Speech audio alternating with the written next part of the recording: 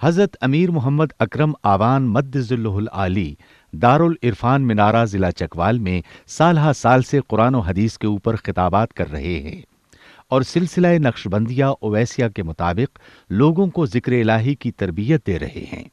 وہ قرآن پاک کی تفسیر ترتیب وار بیان کر رہے ہیں۔ تفسیر قرآن کو وہ موجودہ ملکی اور بین الاقوامی حالات کے مطابق بیان کرتے ہیں۔ موٹر وے سے کلر کہار کے انٹرچینج سے نکلتے ہوئے کلر کہار کی جھیل سے ہوتے ہوئے ایک پہاڑی ہے جہاں پر حضرت عبد القادر جیلانی المعروف غوث پاک کے پوتا مبارک کا مزار ہے جو موروں والی سرکار کے نام سے مشہور ہے۔ وہاں سے ہوتے ہوئے میانی، بوچھال اور نورپور سے گزرتے ہوئے دارالعرفان منارہ پہنچ سکتے ہیں۔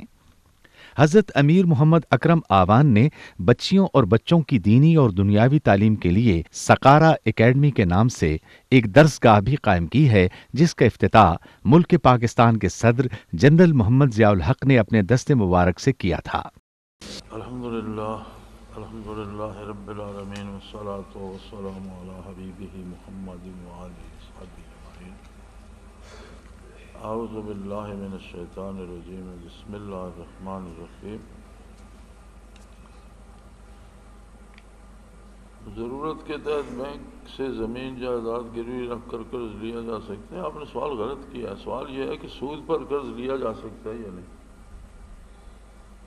آپ نے اس کا خام خواہ چکر دیا، سود حرام ہے اور ظاہر ہے بغیر ضرورت کے تو کوئی سود لیتا ہی نہیں۔ اگر کوئی مجبور نہ ہو، ضرورت مند نہ ہو تو وہ سود کیوں لے گا؟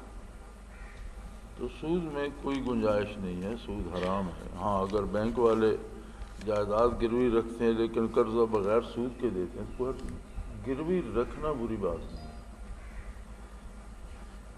قرض حسنہ ہو اور اس میں وہ اعتبار کے لیے جو قرض دیتا ہے وہ کہے کہ تب تک کوئی چیز میرے پاس گروی رکھو تو وہ درست ہے، لیکن اس پر سود ہو تو سود حرام، سادہ سی بات ہے۔ یہ دو مسئلے بڑے عام ہوتے ہیں۔ ایک جی میں نے غصے میں طلاق دے دی، خوشی میں انعام کے طور پر تو طلاق دیتا کوئی نہیں، ہر کوئی غصے میں دیتا۔ یا ضرورت میں سود لینا، ضرورت مند ہی سود لیتا ہے، سود حرام ہے بہرحال۔ اللہ تعالیٰ کی ذات اقدس پر حصول یقین کا عمل کے سارے اسباب بے حیثیت نظر آئیں، کس طرح ممکن ہے؟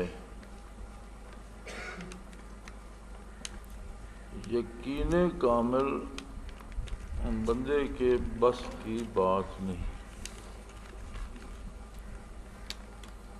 ہاں یہ اللہ کی عطا ہے، جسے چاہے دے دے، اور اللہ کریم دیتے ہیں جس کی طلب میں خلوص پیدا ہو جائے۔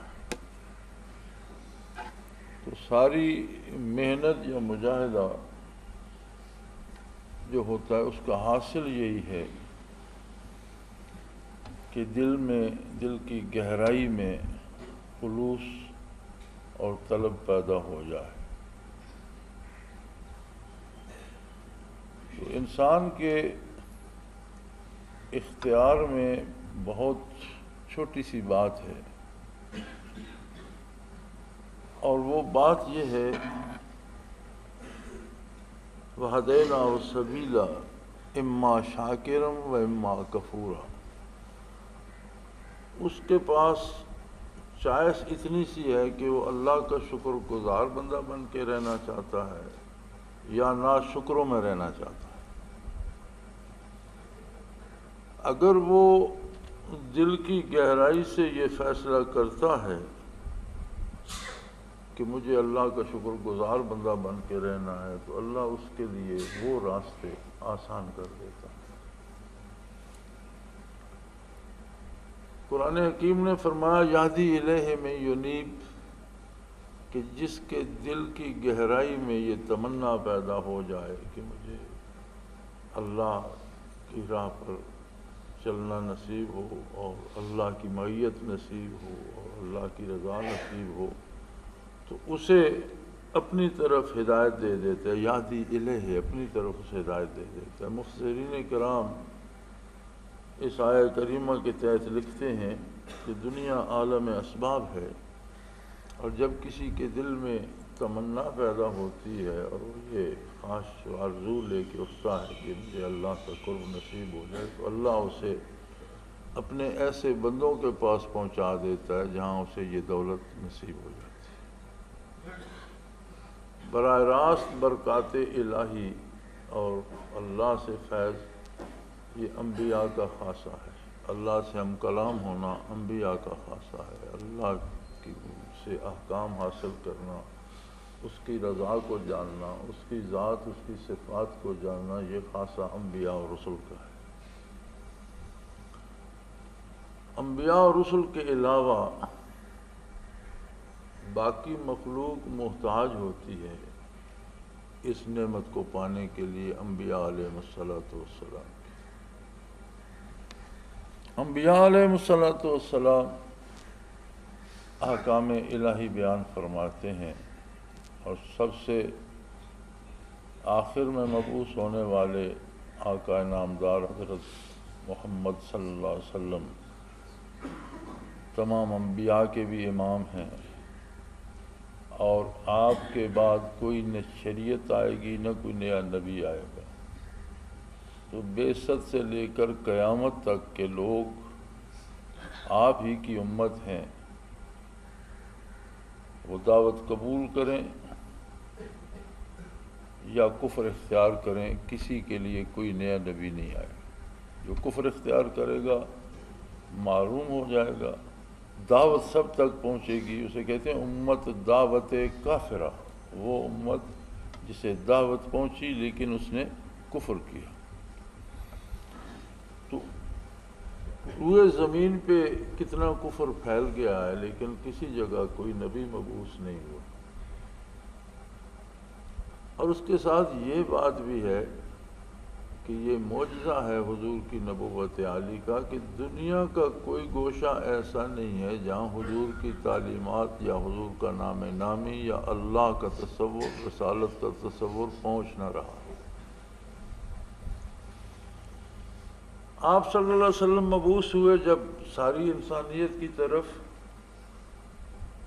تو مکہ مکرمہ مدینہ منورہ کے علاوہ حجاز کے اندر ہی آپ صلی اللہ علیہ وسلم کا سفر جاری رہا، غزوات کا بھی، سفر کا بھی۔ بعثت کے بعد حضور اکرم صلی اللہ علیہ وسلم جزیرہ نما عرب سے باہر تشریف نہیں لے گئے، لیکن مبعوث تو حضور ہوئے ساری مخلوق کے لیے۔ اور آیات طیبہ میں بھی سلاطین عجم تک آپ کے فرامین اور آپ کے پیغام پہنچے، لیکن وصال عالی کے بعد 23 برس تک قرآن حکیم نازل ہوتا رہا۔ قرآن کریم مکمل ہوا تو حضور نے دنیا سے پردہ فرمایا۔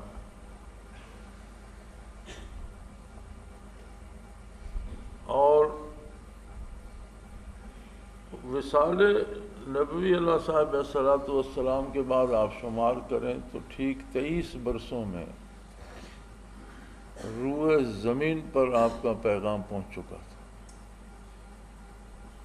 معلوم دنیا کا 3/4 حصہ اسلامی ریاست میں، کم و بیش 3/4 حصہ اسلامی ریاست میں شامل ہو چکا۔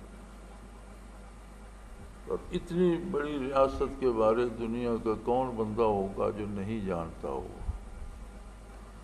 کسی گدھا کی جھونپڑی سے لے کر شاہ کے محل تک وہ پیغام جو لے کر حضور اکرم صلی اللہ علیہ وسلم مبعوث ہوئے وہ پہنچ گیا۔ انبیاء علیہ السلام کے پاس صرف تعلیمات نہیں ہوتی کہ اللہ کی طرف سے کلام نازل ہوا وہ پہنچا دیا۔ ایک طبقہ ہمارا ایسا بھی ہے جو یہ بھی خیال کرتا ہے کہ نبی کا کام ہے کہ اس نے اللہ سے پیغام لیا، مخلوق کو پہنچا دیا اور بات ختم ہو گئی۔ ایسی بات نہیں ہے۔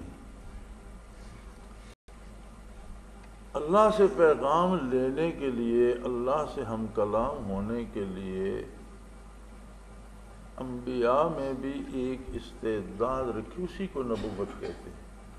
ایک قوت، ایک استعداد رکھی جاتی ہے قدرت کی طرف سے۔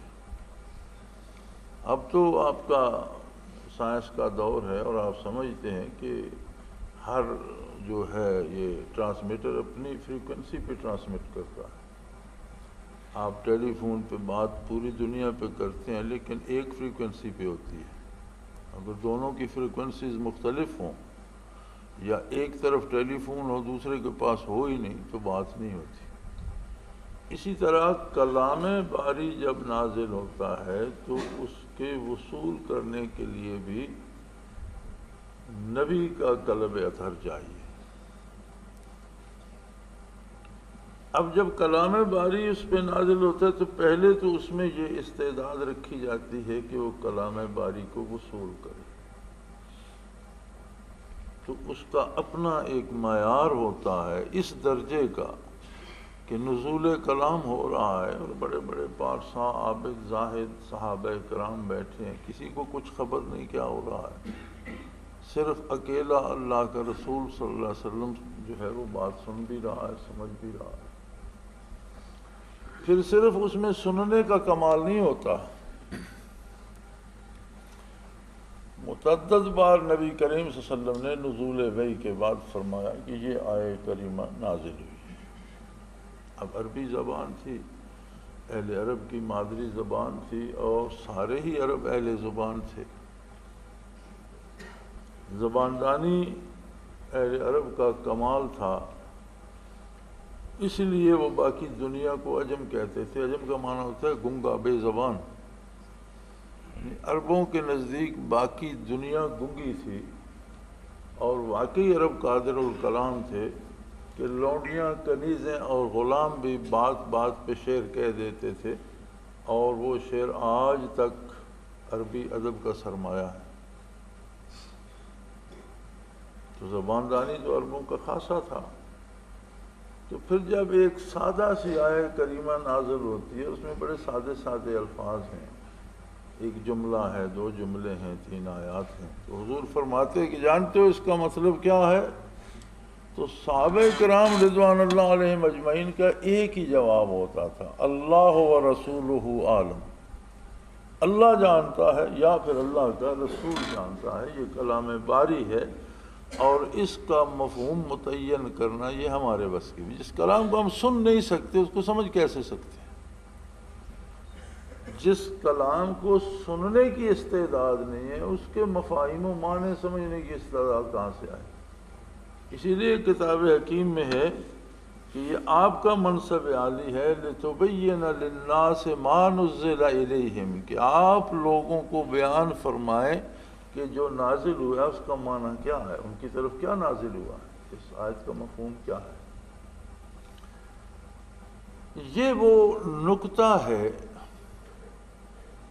کہ جو اس پہ یقین کر لے وہ گمراہ نہیں ہوتا، اللہ اسے ہدایت پہ رکھتا ہے، اسے کوئی نیا فرقہ نہیں بنانا پڑتا، کیونکہ جتنے نئے فرقے اسلام میں بنے اور جتنے لوگ گمراہ ہوئے ہیں انہوں نے آیات مبارکہ کے مفاہیم کو اپنی مرضی سے بیان کیا ہے۔ یہ قدر مشترک ہے تمام گمراہ فرقوں میں۔ آیت وہی ہوگی قرآن کریم کی، نیچے اس کا مفہوم وہ کبھی اپنی گرامر کے زور سے، صرف و نحو کے زور سے، اپنے ادب کے زور سے، کسی زور کلام سے مفہوم کو اپنے طور پر سمجھنے کی کوشش کریں گے۔ یہ وہ لوگ ہیں جو یہ سمجھتے ہیں کہ نبی کا کام صرف یہ ہوتا ہے کہ ادھر سے کلام الہی لیا اور ادھر پہنچا دیا اور بات ختم ہو گئی، نبی کا کام ختم ہو گیا، نبی دنیا سے چلا گیا، اب اس کا ہمارے ساتھ کوئی تعلق واسطہ نہیں ہے اور نہ کوئی رشتہ ہے، بس وہ اپنی ڈیوٹی ادا کی اور تشریف لے گئے۔ جو لوگ اس طرف نکل جاتے ہیں پھر وہ اپنے معنی پہناتے ہیں اور یہ ایک نیا فرقہ بن جاتا ہے۔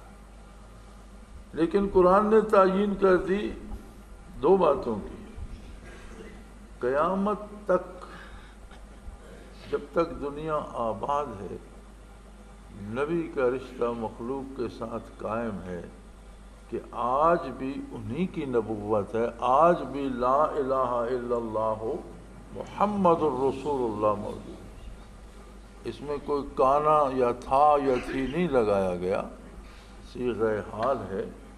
اور آج بھی رسالت و نبوت آقا نامدار حضرت محمد الرسول اللہ، آج بھی جو ایمان لاتا ہے اس کا نور ایمان وہی ہے جو پہلے ایمان لانے والے کا تھا۔ فرق مراتب اپنی جگہ، لیکن مسلمان تو ہے۔ اور جب تک دنیا قائم ہے حضور ہی کی نبوت رہے گی۔ کتاب وہی کتاب ہے جو حضور علیہ الصلوۃ والسلام کے لبھائے مبارک سے صادر ہوئی۔ اس میں کوئی آیت کا ٹکڑا کوئی بڑھا دے، کوئی نقطہ مٹا دے، کوئی زیر زبر بڑھا دے، وہ قابل قبول نہیں ہے۔ اسی طرح جس طرح قرآن کی آیات میں تبدیلی قابل قبول نہیں ہے، اسی طرح ان معنوں اور مفاہیم میں بھی تبدیلی قابل قبول نہیں ہے جو حضور علیہ السلام نے سمجھائے، صحابہ نے سمجھے، پھر آپ صلی اللہ علیہ وسلم کے سامنے ان پر عمل کیا اور حضور نے تصدیق فرمائی کہ یہ درست ہے۔ یہ ایمان کی اور یقین کی بنیاد ہے۔ اللہ نصیب کرے یہ مضبوط ہو تو انسان گمراہی سے بچ جاتا ہے، کم از کم عقیدے کی گمراہی سے محفوظ ہو جاتا ہے۔ اور جہاں بھی عقیدے کے معاملے میں دھوکہ لگتا ہے وہاں آپ یہ نوٹ فرما لیں کہ آیات قرآن کی وہی پیش کی جائیں گی لیکن مفہوم اپنی مرضی کا پیش کیا جائے گا۔ اب اس یقین میں پختگی کیسے آئے؟ اللہ کا نبی کوئی ڈاکیا یا ہرکارہ نہیں ہوتا۔ اللہ کے نبی کی ایک عظمت ہوتی ہے اور اس کا دل سورج کی طرح روشن ہوتا ہے، سراجم منیرہ، وہ چراغ جو دنیا میں روشنی بانٹتا ہے، روشن کرنے والا چراغ۔ تو کلام ایک شے ہے اور اس کلام کے ساتھ جو کیفیات ہیں وہ دوسری چیز ہے۔ ہر متکلم کے کلام کے ساتھ اس کی ذات کا اثر بھی ہوتا ہے۔ جو بھی بات کرتا ہے اس میں اس کی ذات کا اثر، اگر برے لوگوں کی باتیں ہی سنتے رہو تو رفتہ رفتہ انسان برائی میں مبتلا ہو جاتے ہیں۔ وہ کیفیت جو ان الفاظ میں اور ان باتوں میں ہوتی ہے وہ اسے بھی اس میں مبتلا ہوتا ہے۔ کسی شعبوں کے لوگوں کے ساتھ ایک بندے کو بٹیر بازوں کے ساتھ چھوڑ دو، جواریوں کے ساتھ چھوڑ دو، ان کی مجلس میں رہے، ان کی باتیں سنتا رہے، ایک دن دیکھیں گے وہ خود بھی کر رہا ہے۔ نیک لوگوں کے ساتھ کسی کو چھوڑ دو، وہ باتیں سنتا رہے، بیٹھا رہے، رفتہ رفتہ وہ خود بھی نیکی کی طرف مائل ہو جائے۔ یہ باتوں میں اگر بندے کی باتوں میں اتنا اثر ہوتا ہے تو رب جلیل کے ارشادات میں اس کی شان کے مطابق اثر ہوتا ہے۔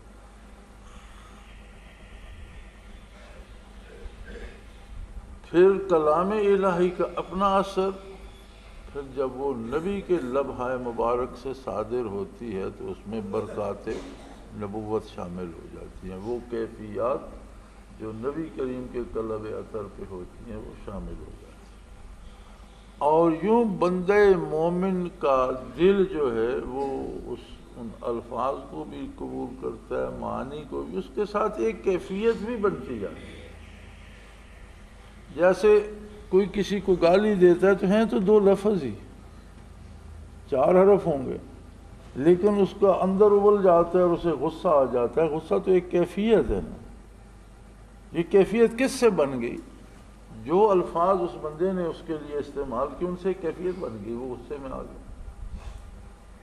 کوئی بندہ کسی کو دعا دیتا ہے یا اچھی بات کرتا ہے تو وہ خوش ہو جاتا ہے، اس کا چہرہ مسکرا اٹھتا ہے۔ ایک الفاظ تو اس نے سنے ہی سنے، وہ ایک کیفیت بھی بن گئی۔ اگر بندے کے بھلے اور برے الفاظ سے دل میں کیفیت بنتی ہے جو ہمارا تجربہ ہے کہ غصہ آتا ہے یا خوشی ہوتی ہے، اللہ اللہ کے رسول کے الفاظ ہائے مبارک سے کیفیت کیوں نہیں بنتی؟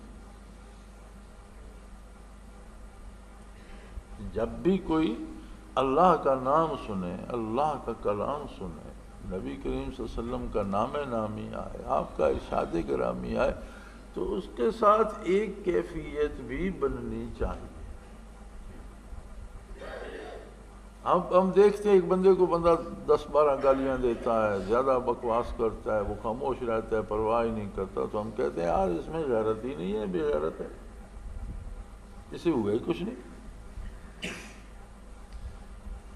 اسی طرح اگر اللہ کا کلام، اللہ کے رسول کا کلام سن کر کوئی کیفیت نہ بنے، اس کا مطلب ہے ایمان کمزور ہے، تعلق مضبوط نہیں ہے، یقین مضبوط نہیں ہے، رسم ہے، رواج ہے، گلے پڑ گیا اسلام، اسے ہم نبھا رہے ہیں، اور یہ بھی اچھا ہے، نہ ہونے سے یہ رسم بھی اچھی ہے الحمدللہ، لیکن چاہیے تو یہ کہ ہر لفظ الگ کیفیت پیدا کرے۔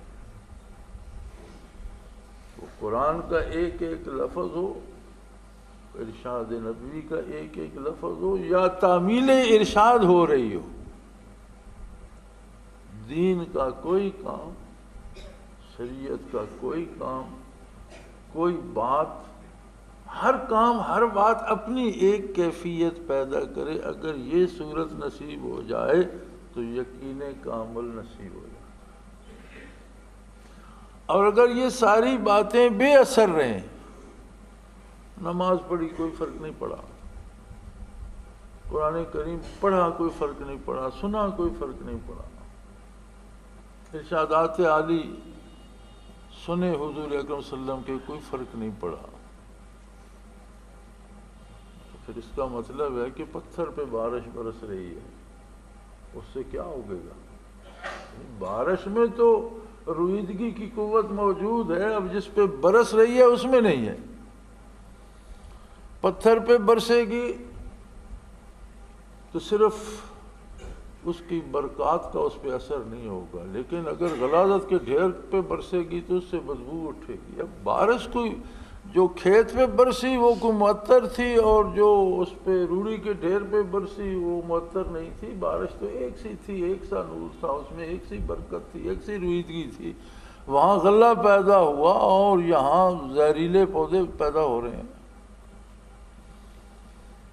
تو یہ مختلف کیفیات ہوتی ہیں، جس طرح پتھر میں، روڑی میں اور تیار شدہ زمین میں فرق ہے، اسی طرح قلوب انسانی میں بھی فرق ہے۔ ایک اتنا بدبخت ہے کہ وہ احکام الہی یا ارشاد نبوی سنتا ہے تو بھڑک اٹھتا ہے، ناراض ہوتا ہے، بکواس کرتا ہے، اعتراض کرتا ہے،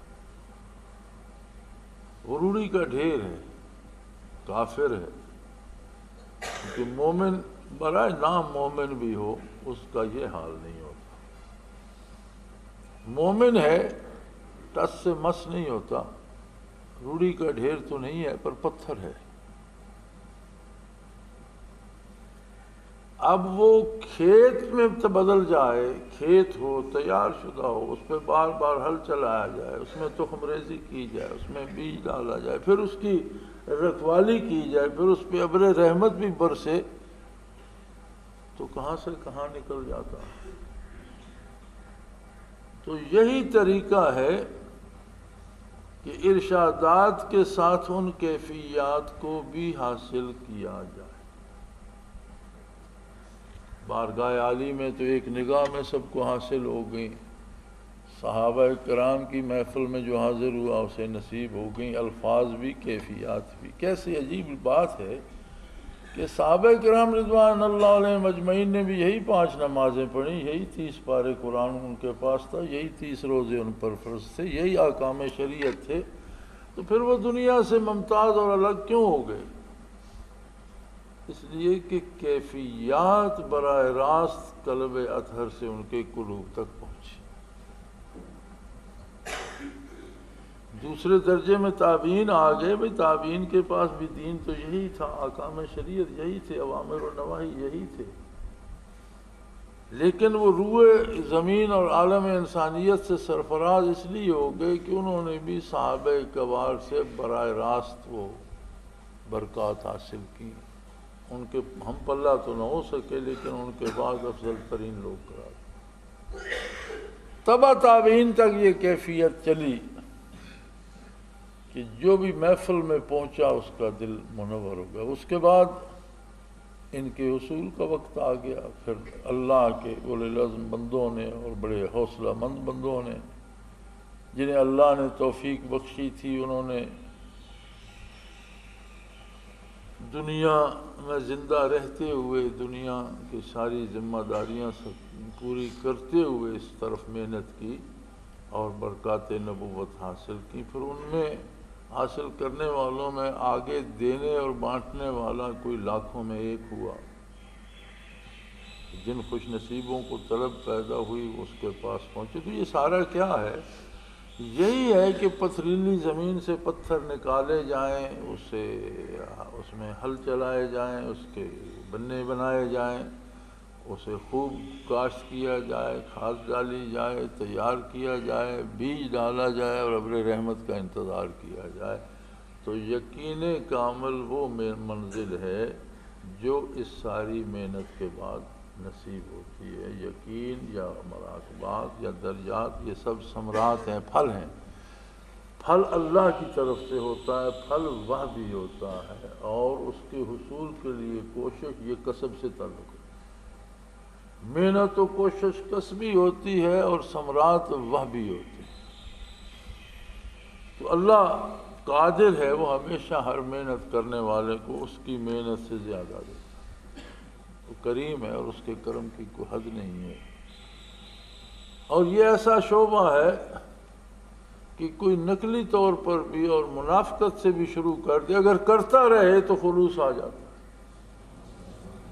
علماء فرماتے ہیں کہ باقی جتنی عبادتیں ہیں ان کے لیے خلوص شرط ہے، لیکن ذاکرین میں کوئی شامل ہو جاتا ہے، ان کی جاسوسی کے لیے شامل ہو جاتا ہے، کسی اور دنیاوی لالچ کے لیے، کسی سے سفارش کرانے کے لیے، کسی اور غرض سے شامل ہو جاتا ہے، مگر پھر اسے چھوڑتا نہیں، مسلسل کرتا رہتا ہے، تو اللہ اسے بھی خلوص عطا کرتا ہے۔ فرماتے ہیں یہ صابن ہے، اگر صابن دھیان سے لگایا جائے تو تھوڑا سا صابن لگانے سے کپڑا صاف ہوتا ہے، لیکن اگر کوئی عدم توجہ سے بھی رگڑتا رہے تو رگڑنے سے کپڑا تو صاف ہوگا ہی، خواہ وہ خلوص سے رگڑ رہا ہے یا بے دھیانی سے، بالآخر اس کا دل بھی صاف ہو جائے گا۔ تو یہ اللہ کریم کا بڑا احسان ہے کہ وہ کسی ایسی جگہ، کسی ایسے لوگوں کے پاس پہنچا دے جہاں یہ کیفیات ملتی ہوں، اور پھر بندہ پوری محنت پورے خلوص سے حاصل کرے۔ تو اللہ قادر ہے۔ میری ذاتی رائے میں انسان صرف فیصلہ کر سکتا ہے، اس کی کوشش کی کوئی حیثیت نہیں، انتخاب کا اسے اختیار ہے۔ وَهَدَيْنَاهُ السَّبِيلَ اما شاکرا و اما کفورا، راستے دونوں اس کے سامنے واضح ہیں۔ وہ شکر گزار بندوں میں شامل ہونا چاہتا ہے یا وہ ناشکروں میں شامل ہونا چاہتا ہے، اور اس میں اللہ کی رحمت بہت وسیع ہے۔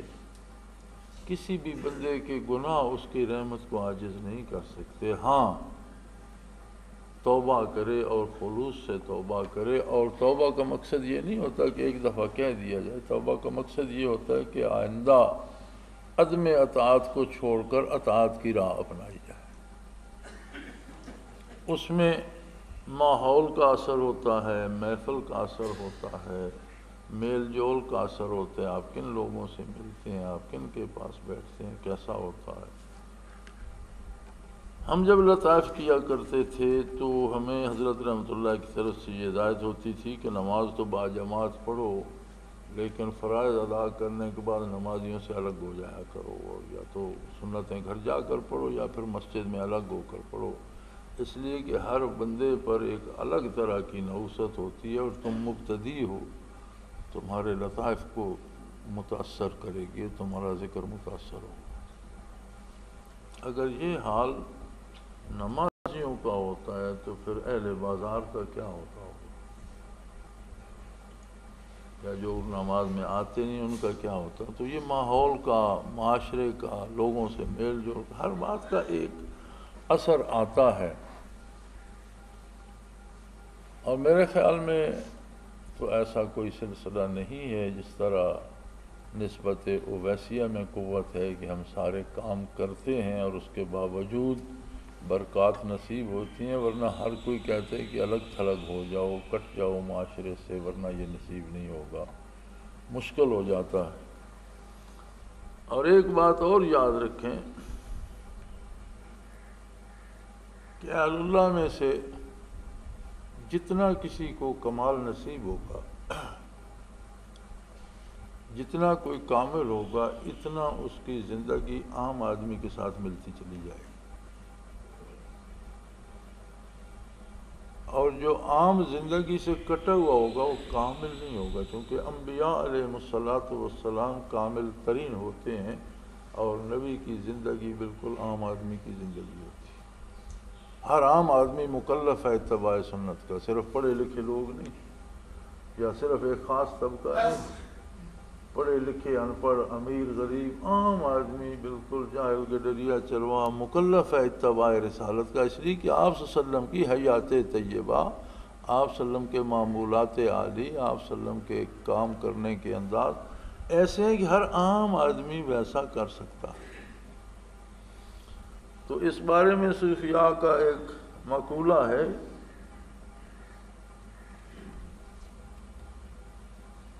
چوں با منزل می رسد اسوار پیادہ می شود، کوئی سوار بھی جب منزل پہ پہنچ جائے تو پیدل ہو جاتا ہے۔ صوفیاء میں بھی جسے کمال نصیب ہو جائے وہ عام آدمی کی طرح ہو جاتا ہے، اور کسی کو کپڑے پہننے کا ہوش نہیں ہے، کسی کو بات کرنے کا ہوش نہیں ہے، تو اس کا مطلب ہے کہ کسی راستے پہ بھاگ رہا ہے، ادھر ادھر کی اسے ہوش نہیں ہے۔ اگر صوفی ہے بھی تو ابھی اپنی اس میں بھاگ دوڑ میں لگا ہوا ہے، اسے پتہ نہیں۔ ہمارے ہاں یہ ہے کہ کوئی صوفی نہ بھی ہو، ویسے ہی پاگل ہو جائے تو اسے کامل سمجھا جاتا ہے۔ تو کوئی نبی مجذوب نہیں ہوا، جذب اگر کمال ہوتا تو انبیاء کو ملتا،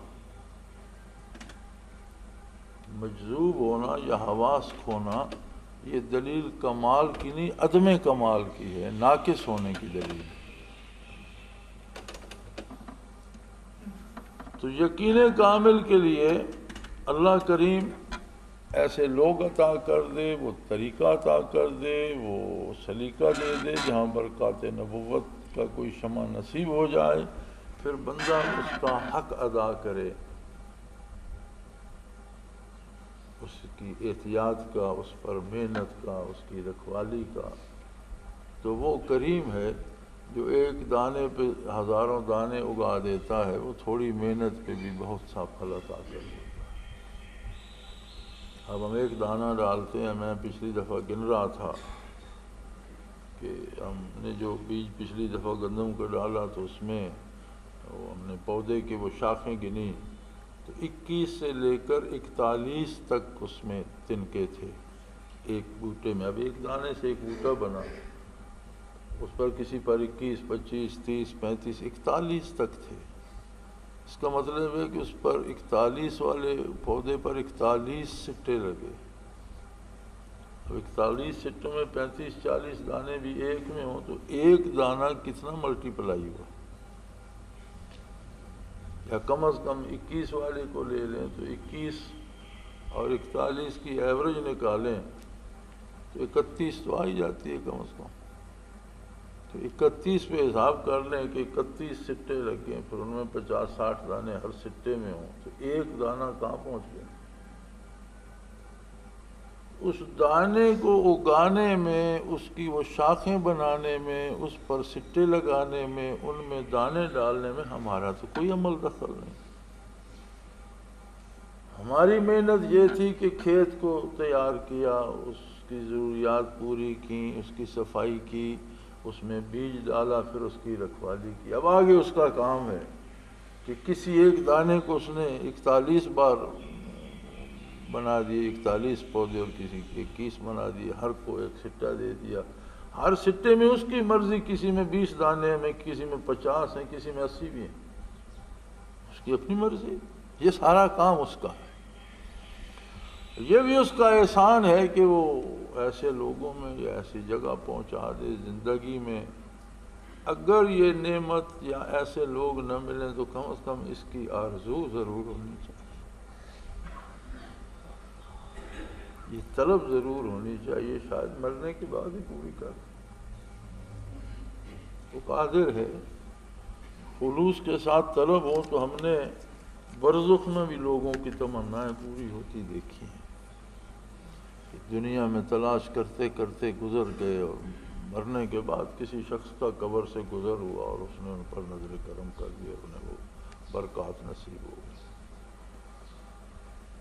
تو یہ اللہ کی نعمت ہے اور اس میں بندے کا جو اختیار ہے، میں نے عرض کر دیا، آگے اس کا کام ہے، اور وہ ہمارے اندازے سے زیادہ کریم ہے، ہم نہیں سوچ سکتے کہ اس کا کرم کتنا وسیع ہے۔ ذکر اور عبادات میں توجہ جمی رہے، یہ کس طرح ممکن ہے؟ اصل بات یہ ہے کہ یہ بھی تو اسی سوال میں آ گیا، شامل ہو گیا۔ جہاں تک خیالات کے آنے کا تعلق ہے، یہ کسی بھی درجے میں کسی بھی نیک، کسی بھی پارسا بندے کو اس سے مفر نہیں، خیالات آتے ہیں۔ یہ ایک ابلیس کی کوشش ہوتی ہے کہ اس سے بندے کو کچھ نہ کچھ پریشان کیا جائے، لیکن خیالات آئیں اور انہیں رد کر دیا جائے، انہیں سوچنا شروع نہ کر دیا جائے، تو نبی کریم صلی اللہ علیہ وسلم فرماتے ہیں یہ جہاد ہے۔ کسی نے حضور کی بارگاہ عالی میں عرض کیا تھا کہ نماز میں خیال آتے ہیں، تو فرمایا خیال تو آئیں گے جب شیطان موجود ہے، نفس موجود ہے، نفس کو اپنی دنیاوی ضرورت سوچے گا، شیطان کوئی وہم ڈالے گا، تو بندہ جب انہیں رد کرتا ہے، انہیں سوچتا نہیں، آگے اپنی توجہ اللہ کی طرف رکھنے کی کوشش کرتا ہے، تو یہ اس کا جہاد شمار ہوتا ہے اور نماز کے درجات بڑھ جاتے ہیں، ذکر کے درجات بڑھ جاتے ہیں۔ خیالات کا لانا جو ہے وہ ناقص نماز ہے، وہ ناقص ذکر ہے، کہ خود از خود خیال سوچنا شروع کر دے، یہ درست ہے۔ خیالات کا آنا اور بات ہے، خیالات کا لانا اور بات ہے۔ خیالات لائے نہیں اور جو آتے ہیں ان پہ توجہ نہ کرے، انہیں رد کر دے، یہ اکیلا علاج ہے خیالات کا۔ بعض لوگوں کو وہم ہو جاتے ہیں، جی مجھے بڑے وہم ہوتے ہیں، وہم کی طرف توجہ نہ کرو، ختم ہو جائیں گے۔ وہم ہوتے اس لیے ہیں کہ ہر بندے کو خیالات تو شیطان ڈالتا ہے، جو اسے سوچنا شروع کر دے، اسے پکا کر لے، وہ وہمی ہو جاتا ہے۔ تو شریعت میں ویسے بھی وہم کی کوئی حیثیت نہیں۔ مثلا وضو کے مسائل میں ائمہ کرام فرماتے ہیں کہ ایک شخص نے وضو کیا، اب اسے وہم ہو گیا ہے کہ میں نے نماز پڑھنی تھی لیکن شاید وضو رہا کہ نہیں، وہ فرماتے ہیں اس وضو سے نماز پڑھے، اس لیے کہ وضو کرنے کا یقین ہے اور وضو نہ ہونے کا وہم ہے کہ شاید ٹوٹ گیا ہو۔ شاید کی کوئی حیثیت، وہم کی کوئی حیثیت نہیں، یقین کے مقابلے میں وہم پر عمل نہیں کیا جائے گا۔ اسے وضو کرنے کا یقین ہے، اس کی نماز ادا ہوگی۔ ہاں وضو ٹوٹنے کا بھی یقین ہے، پھر تو دوبارہ وضو کرے، لیکن اگر محض وہم ہے اور شیطان وہم ڈال رہا ہے، وسوسے ڈال رہا ہے، تو ہم اس کی ضرورت نہیں ہے۔ یقین کے مقابلے میں وہم کی کوئی حیثیت نہیں۔ آپ جب یقین کامل کے ساتھ کھڑے ہیں، پھر وہم آتا ہے تو اسے رد کر دیں۔ اگر سوچنا شروع کر دیں گے تو وہ ایک مرض بن جائے گا، پھر ہمیشہ آئے گا، چمٹا رہے گا۔ اور رد کرنے سے آپ کہیں کہ پھر کبھی نہ، یہ ممکن نہیں، یہ مجاہدہ ہے اور اس میں آزمائش ہے، امتحان ہے، ایک جنگ ہے، ایک جہاد ہے، یہ چلتا رہے گا اور اس سے آپ کے درجات بڑھیں گے، اللہ کا کرم اور زیادہ ہوگا۔ تو اللہ کریم اس بات پہ قائم رکھے کہ قرآن حکیم کے معانی و مفاہیم میں کسی دوسرے کو شریک کرنا ایسا ہی ہے جیسے نبی کریم صلی اللہ علیہ وسلم کی نبوت میں کسی دوسرے کو حصہ سمجھاتا ہے۔ اور اگر معانی و مفاہیم حضور اکرم صلی اللہ علیہ وسلم ہی سے لیے جائیں تو اللہ گمراہی سے بچا لے۔ کلام کے ساتھ متکلم کی برکات کے حصول کی کوشش بھی کی جائے، کلام باری کے ساتھ برکات باری ہوں، کلام نبوت کے ساتھ برکات نبوت، اور ہم تک تو کلام باری بھی بزبان نبی کریم صلی اللہ علیہ وسلم پہنچا، اس لیے برکات نبوت کا حصول بھی زندگی کے مقصد کا حصول ہے۔ وآخر دعوانا ان الحمدللہ رب العالمین۔